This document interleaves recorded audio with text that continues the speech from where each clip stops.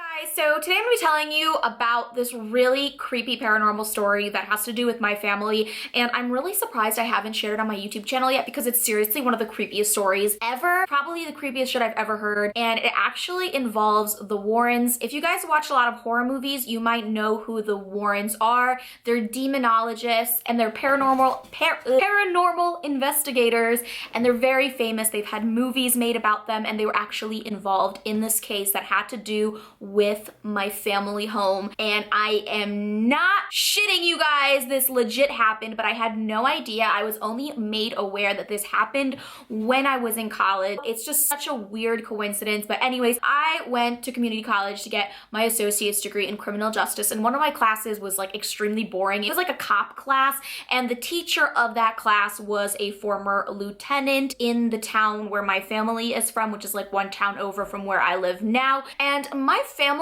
is pretty well known. The first couple of weeks in this class, the teacher did not like me. Maybe because I was blonde and a girl and really ditzy, and maybe he like didn't take me seriously. I hated and dreaded that class. And it was actually a really hard class too, so I just kept thinking to myself, I am going to fail this class. I have no idea what I'm doing, and this dude hates me. One day during class, he's reading out our names, taking attendance, and he stops at my name and he's like, are you from this town? Who is your dad? I told him who my family was, and he literally stopped. His jaw dropped and his eyes were just wide open, and he looked like he was just all of a sudden in love with me. And turns out he was like best friends with one of my uncles, and he knew like everybody in my family. And I'm like, yes, I'm gonna pass this class. One day I stayed after class to work on something, and he was talking to me about my family, and he said, oh, do you guys still live on this street? And I'm like, no, we haven't lived there for a while. When I was younger, like around 7 or 8, my father with my stepmother and my stepbrother lived in this old converted farmhouse. My dad had partial custody of me, so he would see me every single weekend, and every single weekend I would go to that house and I would spend the night, and I always hated staying there. The place gave me a really strange vibe. I remember a lot of weird things about the house. I remember hearing weird noises, but it was an old house. It was a very creaky house, and there were vents everywhere, so I just assumed that any noise was like something from the other room or something from the basement. And as a kid, I didn't really think about ghosts or demons or anything like that, so I just like let things slide. But one thing that I used to do that was really weird as a child is I used to love to dig in the backyard, and I had one of those like little play shovels. Every single weekend when I went over to my dad's house, my number one goal was to like dig. So I would just be there digging for hours, and I don't even know what I was digging for. So back to my teacher at community college, he asks me if I still live there, and I tell him that we haven't lived there for a really long time, and he said, well, that's a really good thing, but do you know what happened at that house? And I'm like,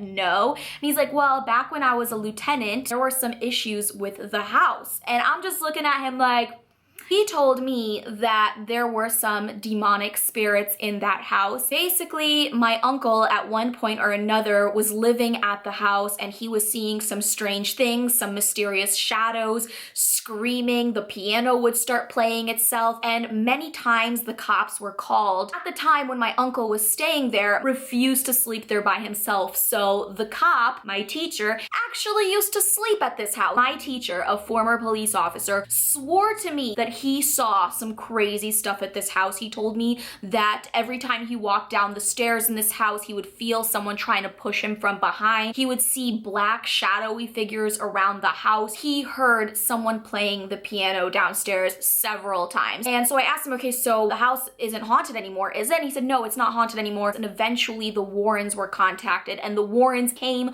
to that house. And this is the creepiest part. I'm like getting goosebumps right now talking about it. Once the Warrens investigated, they found out that that house was on top of an Indian burial ground, and there was something buried in the backyard. Once I heard him say that, I just got goosebumps everywhere, because all I could think of was my little 8-year-old self just obsessively digging in that backyard. So apparently they found something, they did some of their voodoo shit, and the spirits were gone.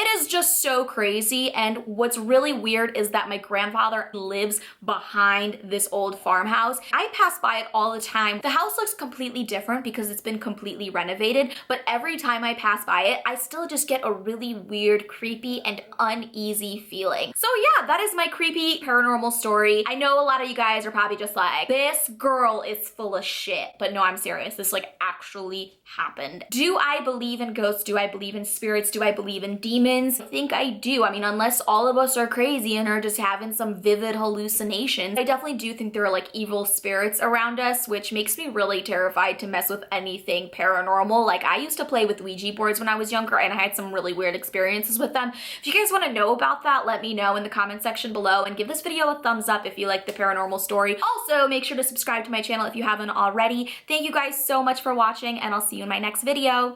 Bye!